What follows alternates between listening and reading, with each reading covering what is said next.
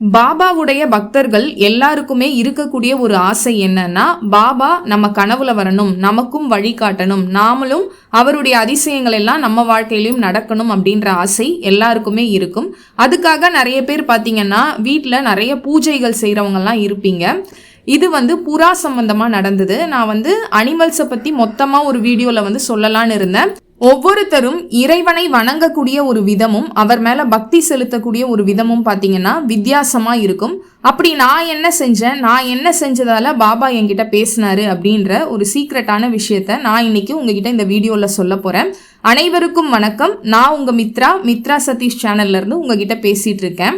எனக்கு பூஜை ரூம்லயே உட்காந்துக்கிட்டு பூஜை ரூம்லயே சாமி பக்கத்திலேயே இருந்து வழிபடுறதை விட கோவிலா போய் சாமியை பாக்குறது எனக்கு ரொம்ப பிடிக்கும்.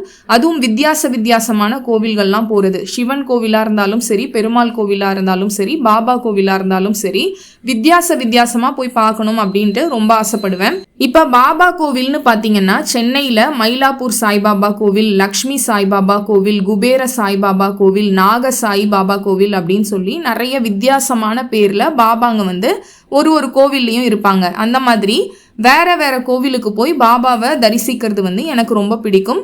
எப்படி அந்த கோவில்ல இருக்கிறாங்க, அங்க சுத்தி இருக்கிற சாமிங்க, அங்க இருக்கக்கூடிய மரம் செடி அதெல்லாம் பார்க்கறது எனக்கு ரொம்ப பிடிக்கும். அதுதான் எனக்கு பிடிச்ச, நான் கடவுளை வணங்கக்கூடிய ஒரு வழிபாடு. கோவிலுக்கு போறது எனக்கு ரொம்ப பிடிக்கும். பாபாவுடைய சத்சரிதம் புத்தகத்தை படிச்சவங்களுக்கும் சரி, பாபாவை பத்தி நல்லா தெரிஞ்சவங்களுக்கும் சரி, தெரிஞ்ச ஒரு விஷயம் என்னன்னா, அவர் நாய்கள், பூனைகள், பறவைகள், வாயில்லா ஜீவன்கள்னு சொல்லக்கூடிய எல்லா விலங்குகளுக்கும் மிகப்பெரிய அளவுல முக்கியத்துவம் கொடுத்திருக்கிறாரு அப்படின்றது எல்லாருக்கும் தெரியும். ஷீரடியில அவர் வாழ்ந்த காலத்துல பாத்தீங்கன்னா முதல் உணவை அவர் சாப்பிடாம இந்த மாதிரியான வாயில்லா ஜீவன்களுக்கெல்லாம் கொடுத்துட்டு சாப்பிடக்கூடிய ஒரு பழக்கம் பாபாவுக்கு இருந்தது. அவர் நிறைய விலங்குகளோடையும் பறவைகளோடையும் எப்பவுமே ஒரு கனெக்ட்லயே இருந்தாரு. எனக்கு பாத்தீங்கன்னா மனுஷங்களை விட இந்த வாயில்லா ஜீவன்களான விலங்குகள், பறவைகளுக்கெல்லாம் சாப்பாடு போடுறது ரொம்ப பிடிக்கும். அந்த பழக்கம் எங்க அப்பாவுக்கும் இருந்தது. எங்க அப்பா பாத்தீங்கன்னா சிங்கம், புலியை தவிர மீதி எல்லாத்துக்குமே சாப்பாடு போட்டிருக்காரு. இன்க்ளூடிங் எலி, பன்னி எல்லாமே நான் சேர்த்து சொல்றேன், முயல் எல்லாத்துக்குமே எங்க அப்பா நான் சாப்பாடு கொடுத்து நான் பார்த்துருக்கிறேன். அந்த பழக்கம் இப்ப எனக்கும் என் தம்பி, தங்கச்சி 3 பேருக்குமே அந்த பழக்கம் இருக்கு. நான் டெய்லி காலையில எழுந்த உடனே பாத்தீங்கன்னா எறும்புக்கு, காக்காக்கு, அப்புறம் நாய்களுக்கு, இவங்களுக்கெல்லாம் என்னை சுத்தி இருக்கிற எல்லா ஜீவன்களுக்குமே பிஸ்கெட்டோ இல்ல சாப்பாடோ எதையாவது வச்சுட்டு தான் அதுக்கப்புறம் நான் என்னுடைய நாளை ஸ்டார்ட் பண்ணுவேன். அதுக்கப்புறம் தான் நான் சாப்பிட ஆரம்பிப்பேன். இது என்னுடைய பழக்கம். இப்ப இந்த வீடியோல புறா மூலமா பாபா கனவுல 3 சம்பவங்களை பத்தி நான் இப்ப உங்ககிட்ட சொல்ல போறேன். நான் ஆல்ரெடி சொல்லியிருக்கேன், எனக்கு என் தம்பிக்கெல்லாம் பாபா அப்பாவா இருக்கேன்னு சொல்லியிருக்காரு அப்படின்றத சொல்லியிருக்கேன் இல்லையா. என்னுடைய தம்பியோட செஸ்ல பாத்தீங்கன்னா லெஃப்ட் சைட் செஸ்ல டேட் அப்படின்னு போட்டு இங்கிலீஷ்ல அந்த டி முடிகிற இடத்துல ஒரு புறா பறக்கிற மாதிரி ஒரு டாட்டூவை அவன் போட்டிருப்பான்.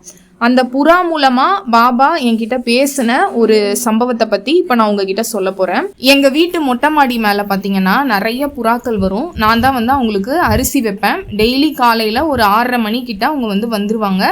எல்லாருக்கும் அரிசி வச்சாக்கா சாப்பிட்டுட்டு பறந்து போயிடுவாங்க.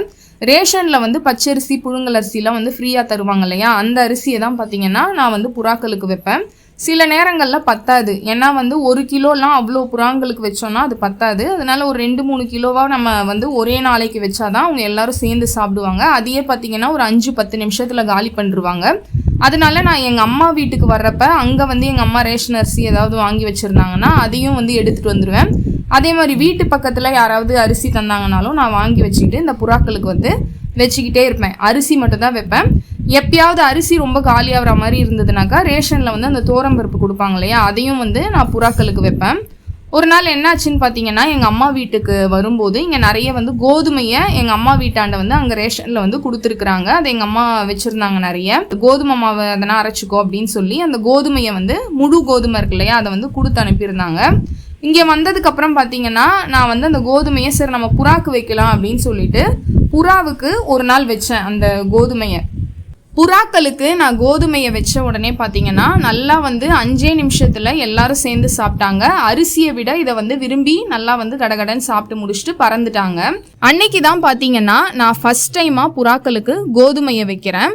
அன்னைக்கு நைட்டு பார்த்தீங்கன்னா ஒரு 2-3 மணி இருக்கும். அதாவது விடிய காலைன்னு சொல்லுவாங்க இல்லையா, அதுக்கு முன்னாடி நேரம் எனக்கு ஒரு கனவு வருது. அந்த கனவுல நான் எங்கள் வீட்டுக்கு வெளியே காம்பவுண்ட் உள்ளே நிற்கிறேன். அங்கே ஒரு குழாய் இருக்கும். அந்த இடத்துல வந்து நான் நின்றுட்டு இருக்கேன். அந்த காம்பவுண்ட் வாலில் பார்த்தீங்கன்னா எப்பயுமே புறாக்கள்லாம் சாப்பிட்டு முடிச்சதுக்கப்புறம் விளையாடிட்டு இருப்பாங்க. மாறி மாறி சண்டை போட்டுட்டு விளாட்றது, லைனாக நின்றுட்டு இருக்கிறது, அதெல்லாம் வந்து அங்கே தான் நிற்பாங்க. அந்த இடத்துல வந்து நான் நின்றுட்டு இருக்கேன். நின்றுட்டு இருக்கும்போது எனக்கு நேரில் பார்த்தீங்கன்னாக்கா மேலே JEVANI ஜெவானி அப்படின்ற ஒரு வார்த்தை, இங்கிலீஷ் வேர்டு, அது வந்து ஒரு பேனர் மாதிரி செட் பண்ணி நல்லா வந்து க்ரீன் கலரில் க்ரீன் லைட்டிங், க்ரீன் பார்டர்லாம் கொடுத்தா எப்படி இருக்குமோ அந்த மாதிரி ஒரு பேனர் வந்து அங்கே இருக்குது. நான் அதை வந்து பார்த்துட்ருக்கேன். அப்போ வாய்ஸில் எனக்கு கேட்குது ஜெவானி அப்படின்னு சொல்லி, நல்லா சந்தோஷமாக ஒருத்தவங்க கூப்பிட்டா எப்படி இருக்கும் அந்த மாதிரி ஒரு வாய்ஸும் எனக்கு கேட்டுது. அந்த பேனரில் இருக்க வார்த்தையும் நான் பார்க்குறேன், வாய்ஸ்லேயும் எனக்கு வந்து ஜெவானி அப்படின்றது கேட்டுது. அதோட வந்து அந்த கனவு வந்து முடிஞ்சிடுச்சு. மறுநாள் காலையில் எழுந்த உடனே இதை டைரியில் நான் எழுதிட்டேன். ஆனால் அந்த ஜெவானின்ற வார்த்தைக்கான அர்த்தம் என்ன அப்படின்றது எனக்கு தெரியல. இங்கிலீஷில் அந்த மாதிரி ஒரு வார்த்தையை வந்து நான் கேள்விப்பட்டது கூட கிடையாது. இது என்ன அப்படின்னு சொல்லி யோசிக்கிறேன். அதை பேசுனது பாபா அப்படின்றது எனக்கு தெரியுது. அதனால் என்ன பண்ணேன்னா கூகுளில் போயிட்டு பாபா காலத்தில் அவர் பேசின மொழி என்ன அப்படின்னு சொல்லி சர்ச் பண்ணேன். அதில் பார்த்தீங்கன்னா மராத்தி அவர் பேசினது முதல் மொழி அப்படின்னு சொல்லி வந்தது. அந்த மராத்தி மொழியில் ஜெவானின்ற வார்த்தைக்கான அர்த்தம் என்ன அப்படின்ட்டு நான் போய் செக் பண்ணேன். அப்படி பார்க்கும்போது ஜெவானினா உணவு அப்படின்னு அர்த்தம். சாப்பாடு கொடுக்குறவங்க, சாப்பாடு போடுறவங்க, சாப்பிட்றவங்க, அவங்களெல்லாம் பார்த்தீங்கன்னா ஜெவானி அப்படின்ற ஒரு வார்த்தையை வந்து அவங்க யூஸ் பண்ணியிருக்கிறாங்க. அதை தான் பார்த்தீங்கன்னா பாபா என்ன அந்த புறாக்களுக்கு கோதுமையை போடும்போது என்னை வந்து கூப்பிட்ருக்காரு. இப்போ நம்ம தமிழ் வார்த்தையில் வந்து குழம்பு அப்படின்னு சொல்கிறோன்னா அதை வந்து பிரித்து மீன் குழம்பு, கறி குழம்பு, காரக்குழம்பு அப்படின்னு சொல்லி அந்த குழம்புன்ற வார்த்தையே பார்த்திங்கன்னா நம்ம வந்து கூட இன்னும் சில வார்த்தைகளை சேர்த்து சொல்வோம் இல்லையா? அதே மாதிரி சாப்பாடு சம்மந்தப்பட்ட விஷயங்களுக்கு அந்த மராத்தி மக்கள்லாம் பார்த்திங்கன்னா ஜெவான் அப்படின்ற வார்த்தையை யூஸ் பண்ணியிருக்கிறாங்க. அந்த ஜெவான் அப்படின்றது தான் மூலச்சொல், அதாவது அதுதான் மெயின் வேர்டு. ஜெவான் அப்படின்னா உணவு அல்லது சாப்பாடு அப்படின்னு அர்த்தம். யாராவது ஒரு பொண்ணை பார்த்து நீங்கள் வந்து சாப்பிட்டீங்களா அப்படின்ட்டு கேட்கும்போது அங்கே இருக்கிறவங்கலாம் ஜெவ்லிகா அப்படின்னு கேட்பாங்க. சாப்பிட்ற நேரத்தை பார்த்தீங்கன்னா ஜெவ்னாச்சி வேல் அப்படின்ட்டு மராத்தியில் சொல்லுவாங்களாம். இது எல்லாமே வந்து நான் உங்களுக்கு போஸ்ட்டாக நான் போடுறேன். அந்த ஜெவானின்ற ஒரு வார்த்தையில் எவ்வளோ அர்த்தத்தை வந்து எனக்கு பாபா காட்டுறாரு, எப்படி புரிய வைக்கிறாரு, எப்படி பேசுகிறாரு அப்படின்றத பாருங்கள். காட்டினது ஒரே ஒரு வார்த்தை தான், ஆனால் அதுக்கு எவ்வளோ அர்த்தம் இருக்குன்னு என்னை தேட வைக்கிறாரு. இப்போ நம்ம யாரையாவது பார்த்தோன்னா சாப்பிட்டீங்களா அப்படின்னு சொல்லி கேட்குறோம் இல்லையா? அதே மாதிரி பாபா பார்த்தீங்கன்னா மராத்தியில் அவரோட வாழ்ந்த அந்த பக்தர்கள்லாம் இருப்பாங்க இல்லையா, அவங்கள பார்க்கும்போது ஜெவ்லிகா அப்படின்னு சொல்லி கேட்பாராம். இன்னும் சில பேரை பார்த்தீங்கன்னா ஜெவான் ஹாலேகா அப்படின்ற ஒரு வார்த்தையும் சொல்லி கேட்பாராம் மராத்தியில். சுருக்கமாக சொல்லணும்னா இந்த வார்த்தை பார்த்தீங்கன்னா உணவு இல்லைன்னா உணவு சம்பந்தப்பட்ட செயல்பாட்டை குறிக்கக்கூடிய ஒரு சொல். மராத்தி மொழியில் ஜெவான் அப்படின்னா சாப்பாடு அப்படின்றது அர்த்தம். இதை பாபா வந்து அடிக்கடி அவர் வாழ்ந்த காலத்தில் பயன்படுத்தி இருக்கிறாரு. பாபா பார்த்தீங்கன்னா மற்றவங்களுடைய பசியை போக்குறதையும் மற்றவங்களுக்கு உணவளிக்கிறதையும் மிகப்பெரிய ஒரு தர்மமாக கருதினாரு. மராத்தியில் ஒருவரை சாப்பிட அழைக்கும் போதும் உணவு பரிமாறும் போதும் பார்த்தீங்கன்னா ஜெவான், ஜெவானா அப்படின்ற வார்த்தைகளை பயன்படுத்துவாங்களாம். பாபா பெரிய அண்டாக்கல்ல சமைச்சு பக்தர்களுக்கு பரிமாறினது நமக்கே தெரியும். அப்பெல்லாம் இந்த ஜெவான் அப்படின்ற வார்த்தையை யூஸ் பண்ணுவாராம். ஜெவான் என்ற வார்த்தைக்கான இன்னும் சில அர்த்தங்கள் என்னன்னு பார்த்தீங்கன்னா, ஜெவானுனா லைஃப் ஃபோர்ஸ், ஜீவன், உயிர் அப்படின்ற அர்த்தம். நம்ம சாப்பாடு போட்டாதான் மற்றவங்க உயிர் வாழ முடியும் இல்லையா? அப்பையும் இந்த ஜெவான் அப்படின்ற வார்த்தையை பாபா வந்து யூஸ் பண்ணியிருக்கிறாரு. பாபா ஒரு பக்தர்கிட்ட ஒரு வீட்டில் போயிட்டு யாசகம் கேட்குறாரு, சாப்பாடு வேணும்னு கேட்குறாருனா அது வந்து அவருடைய வயிற்று பசிக்காக மட்டும் இருக்காது. அது அந்த பக்தருடைய கர்ம வினைகளை நீக்கக்கூடிய உணவாகவும் அவர் ஏற்றுக்கிட்டு நல்ல வாழ்க்கையை அவங்களுக்கு வழங்கினாரு அப்படின்றத சொல்லப்பட்டிருக்கு.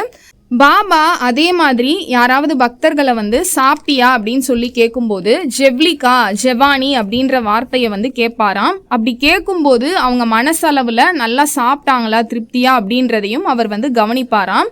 மராத்தி மொழியில ஜெவான் அப்படின்ற வார்த்தைக்கு சிவன் அப்படின்ற ஒரு தத்துவ கருத்தும் இருக்குது.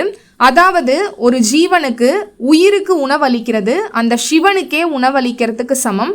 அதனால தான் பாபா பார்த்தீங்கன்னா இதையே மிக தீவிரமாக செஞ்சுட்டு வந்தாரு. எல்லாருக்கும் அன்னதானம் ஏன் வந்து அவர் தீவிரமாக போட்டுக்கிட்டே இருந்தாரு, எல்லாரையும் அன்னதானம் செய்ய சொல்லி ஏன் சொன்னாருன்னா, ஒரு ஜீவனுடைய பசியை போக்குறது அந்த சிவனுடைய பசியை போக்குவதற்கு சமம் அப்படின்றதால தான் அதை எல்லாரையும் செய்ய சொல்லிக்கிட்டே இருந்தாரு. அதனால தான் பாபா பார்த்தீங்கன்னா மனிதர்களுக்கு மட்டும் அல்லாமல் நாய், பூனை, புறாக்கள்னு எல்லா ஜீவன்களுக்கும் உணவளிக்கணும் அப்படின்றத வலியுறுத்திக்கிட்டே இருந்தாரு.